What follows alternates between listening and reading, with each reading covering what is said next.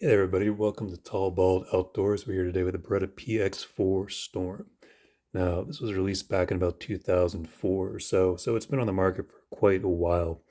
And I see it referred to a lot of times as something like the coolest pistol you never heard of, things like that. And I think at this point it's no longer an unknown, even though it really flew under the radar for many years.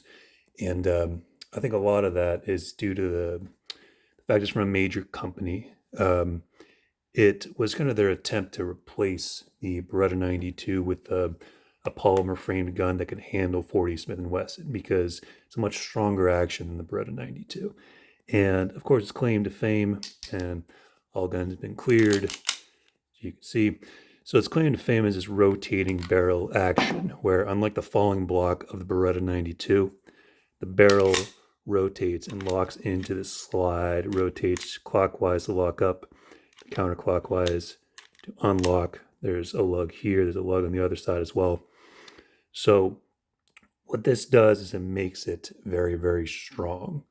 This gun easily handles 40 Smith& and Wesson from everything I've heard. This one's actually a 9mm, but obviously plenty strong then for 9mm as well. So what people say and what I think is actually true is that that rotating barrel action gives it sort of like a soft pushing sensation when you shoot it rather than like a snap, or reduces the amount of upwards flip. And people say that about a lot of different guns, and most of the time it's kind of not really the case. Uh, most of the time when people say it's a push, it's just it's a heavy gun, or it's a very small round for the size of the gun, so it just recoils less in general.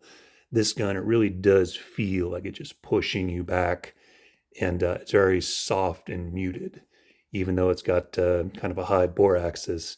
As you can see, it's still very soft and easy to shoot. And some people say there's a bit of like rotation back and forth, which would make sense there, that would exist. But I don't really feel that sensation as much. And another thing I've heard is that actually, it was Hipster Tactical that first mentioned this, is that the travel, the distance in which it takes for the barrel to unlock, and the distance that barrel and slide stay locked together is very long. And I think there might be something to that as well.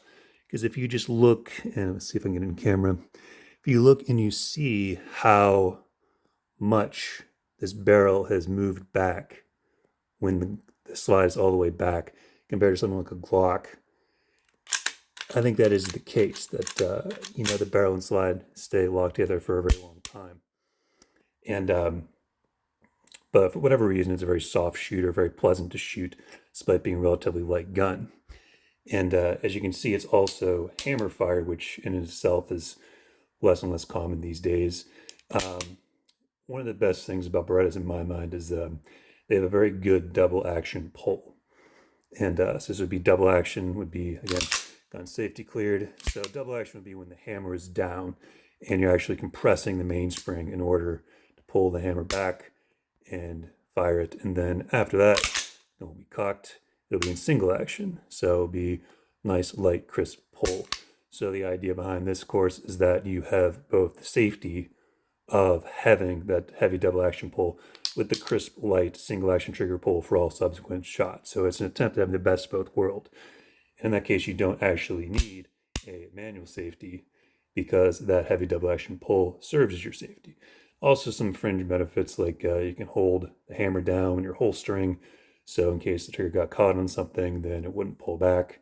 There's some equivalents to that for like a Glock, but in any case, it's definitely a situation here. And you might notice that when I pushed down the decocker, it cocked back up. It didn't stay down in the safety like you normally have at a Beretta, the F model, where it's the safety decocker. In that case, you would have to manually push this back up before you would then have the double action pull, and there'd be no way to carry it cocked and locked like a 1911. It'd just be either uh, cocked off safe, uncocked off safe, or uncocked and on safe.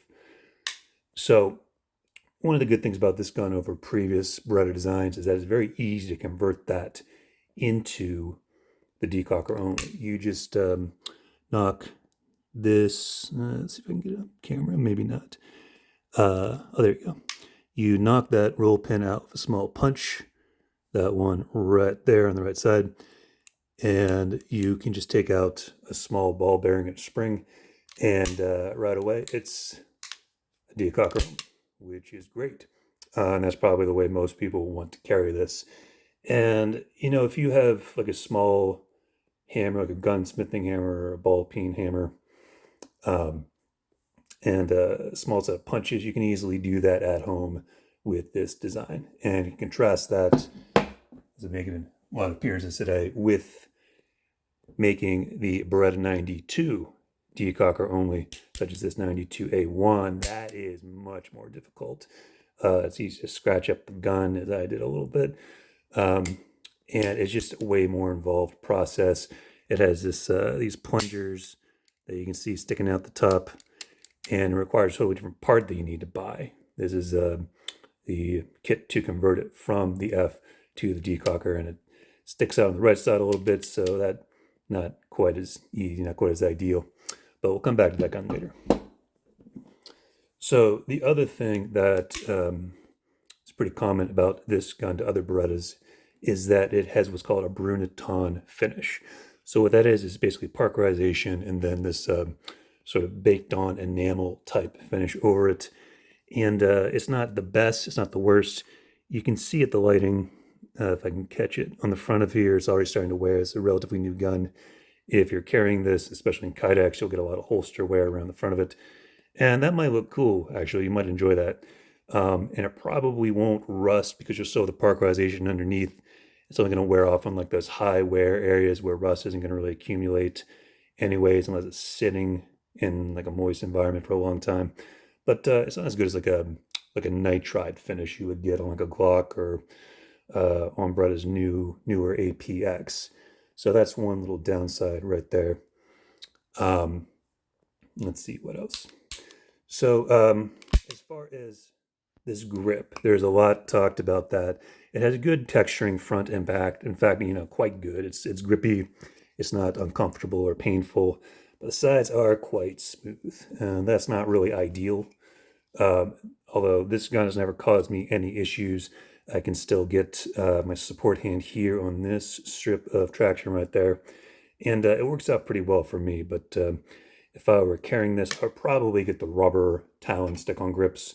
I've always had good luck with those. If you follow the instructions, clean the grip off alcohol, and then use like a hair dryer to heat it up and really set the glue. So that's definitely a good option. That's kind of low-hanging fruit for improvement there for Beretta. And while we're on the grip, it does come with these adjustable back straps. This is the largest one here, and I really like the fact that it fills in back here to increase the trigger reach there. You might notice I have giant, weird-shaped hands, so anything that increases that trigger reach right there is really beneficial to me. And it feels like it's part of the gun. It's pretty seamless. It feels very comfortable. It's not rubber or anything weird like that. It's still the same polymer as the frame. So that's pretty cool. But to change out those back straps is kind of a freaking pain because you have to pry out this sort of large spring clip thing and then put the back strap on, which also needs to be pried off or pulled off at least. It's not the easiest thing. And snap the new one on, compress the whole thing while tapping this big spring clip back in. So while it's definitely secure, I think most manufacturers would do something a little easier to change out these days. It has front and rear serrations, which some people are into. I don't think these are the most usable. The Brunetron is a little bit slippery compared to some other finishes, so it's enough to like do a press check, but racking it while the hammer's down is a little bit more difficult. So I would just go for the rear serrations. And while we're up here, the safety decocker lever, a lot of people also complain about. And I think it's not horrible. It works okay with gloves, which, because it's grabby, if you have like large gloves, you can still feel it. But I think Chris Bartucci of Small Iron Solutions said they actually made it larger. They request like the Buffalo Police Department, who's, obviously a cold place, worried about gloves. But really the style from the Beretta 92 were pretty much any of the other styles that they make for this that you can buy and swap out are better than this one. And if they make any changes to this gun, that would be the most obvious thing, to replace it with the carry levers or the Beretta 92 style levers. Because the other thing is, if you're keeping it with a safety, this kind of sucks to take off, because on the Beretta 92 version of the safety, there's like enough of a shelf below. You can just kind of push it forward and it comes off. And ironically, this one's converted to decocker only as well, but I can kind of demonstrate. If you just kind of push that forward, it would come right off. You don't need to get under it and lift it as much.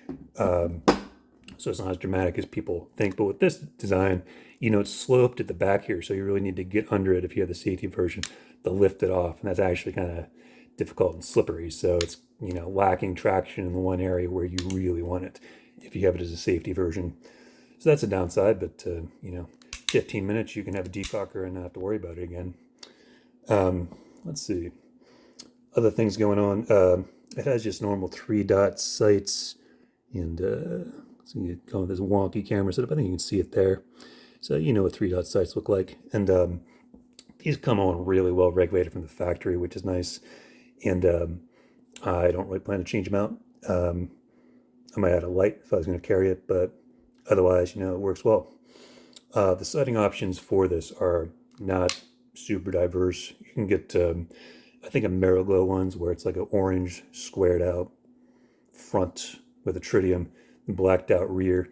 I actually like a little bit of contrast on the rear sight for like kind of weird lighting conditions that come from the side, that type of thing. So that's not really my favorite. And I do wish there were more sighting options for it. Another good thing about Berettas like this is you can see maybe a little bit. It's a chrome lined cold hammer forged barrel.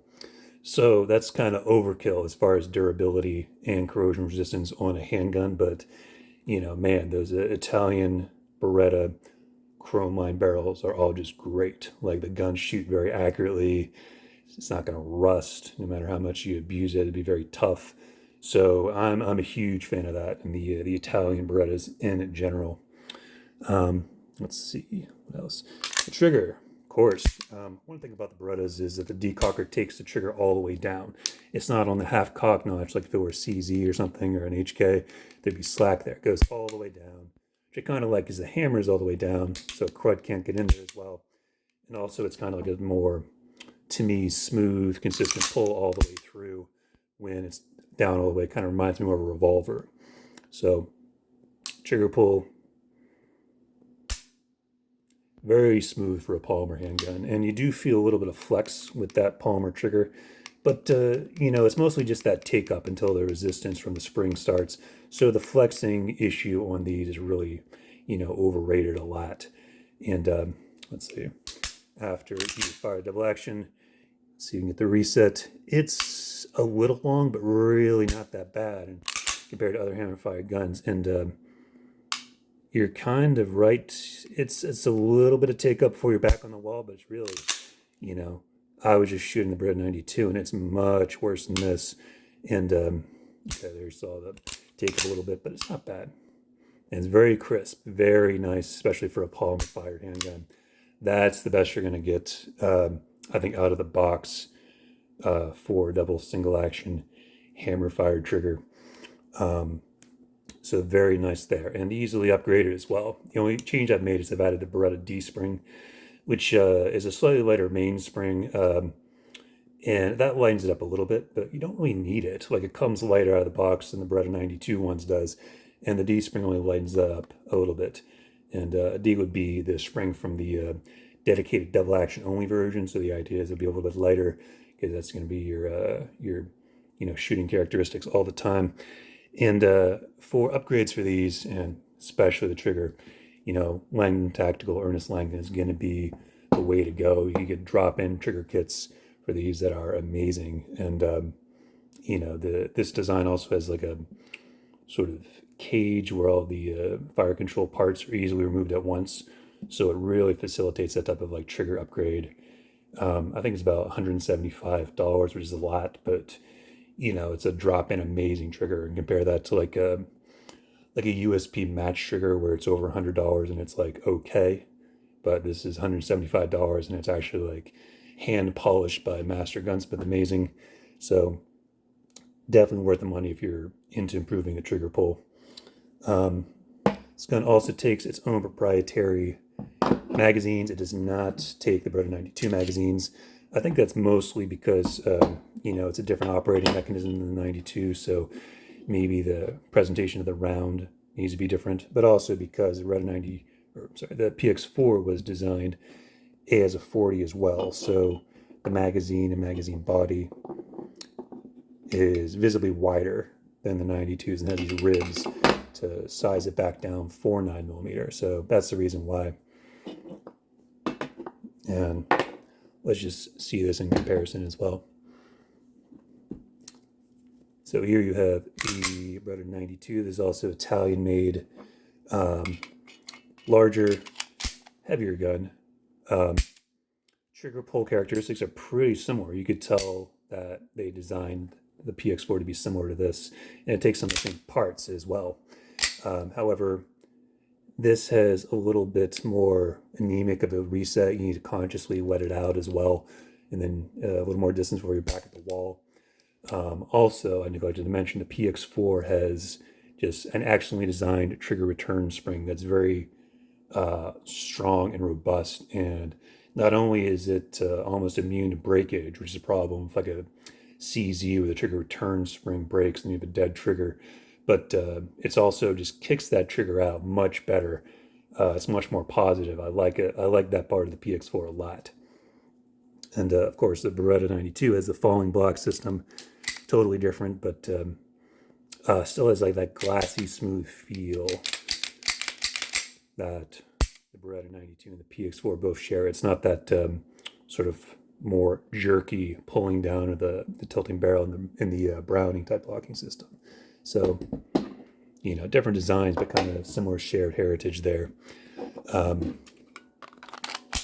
So let's pull out some other guns to compare it to, because you probably are encountering these other guns in the wild and you want to know what it'd be similar to. So here we have a Glock 45, which is similar in that it has a full 17 round 9mm grip, has adjustable back straps, very similar size, actually almost the exact same size barrel, if I can get those both in frame there.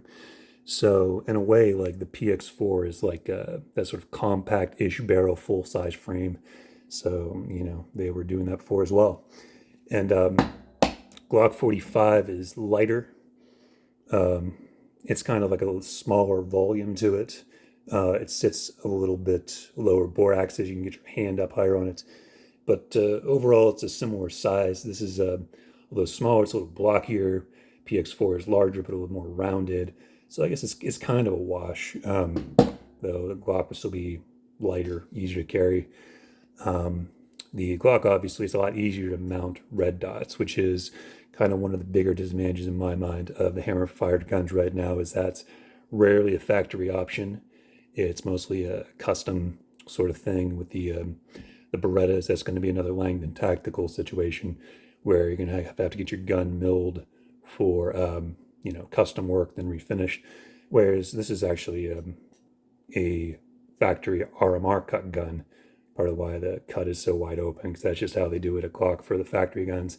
But you could also get an MOS where you have the plates, or you get some sights that mount directly to it. So this is pretty new. So I still need to get sort of the higher sights to co-witness through here. But if you like red dots, unfortunately, you're going to be probably looking for something like this or custom work on the Beretta. And let's get some other options. I wanted to show the width of the Beretta as well. It's, pretty chunky despite being rounded off. So it's not, even if you got the compact version, it would still be quite a bit wider. This is a Glock 43. So these are both in 9mm. You get a Glock 43X, which have the 10 round magazines or 15 round aftermarket. And it'd be a lot smaller and lighter. So I think a lot of people still go to this for carry options. But the Beretta has, some pluses as well. And let's get a similar-ish compact handgun from HK. This is the P2000 now. This is really adjustable in terms of very large back straps. It has this sort of absurdly large XL back strap that I really like, actually. It's rubberized, really stretches your hand and your finger out there, which is, something I really like. It's a smaller grip. This is kind of more similar to a Px4 compact, but it has a barrel that's in between the size of the compact and the full-size Px4 and kind of similar size grip. HK doesn't really support these as well as Beretta does. So it's only a 13 round magazine. You can get 15 ones, but you need to kind of play games like get the 15 round P2000 SK magazine, and then you change the base plate, or you add a +2 conversion kit to this. So it's just kind of more of a pain. This also has, your conventional tilting barrel rounding design, which is, arguably more proven, arguably more resistant to dirt in my mind, because there's not really an opening there for dirt to get in. So that brings me to kind of drawbacks, or what I see as potential drawbacks of the PX4. So this gun famously did, well, I wouldn't say famously, it did relatively poorly for like a military style gun, the military arms channel mud testing, where it actually did okay through the first round, but then sort of the gauntlet test where they just threw everything at it, it locked up pretty hard. And well, I could argue that can happen to any gun. Just a piece of grit, some sand gets stuck in the wrong place and you're kind of in trouble. But I will also say that for this rotating barrel to work, there is a very large open space where this top locking lug rotates into.